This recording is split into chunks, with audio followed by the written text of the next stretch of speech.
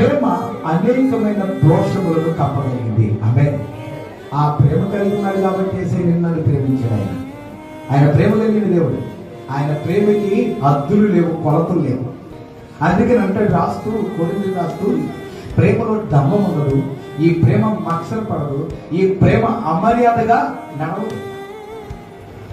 ప్రేమలో మోసం లేదు. ఆమె ఈ లోకంలో ఎన్నో ప్రేమలు ఉన్నాయి, కానీ ఇవన్నీ కూడా మోసపూరితమైన ప్రేమే.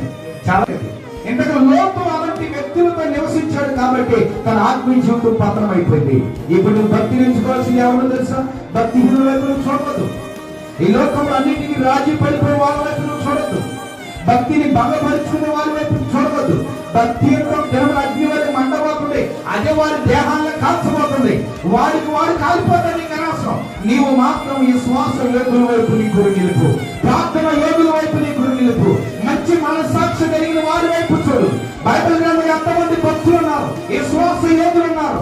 చదివి వారు నడిచిన మార్గాన్ని, వారు ఎంపిక చేసుకున్న ప్రయాణంలో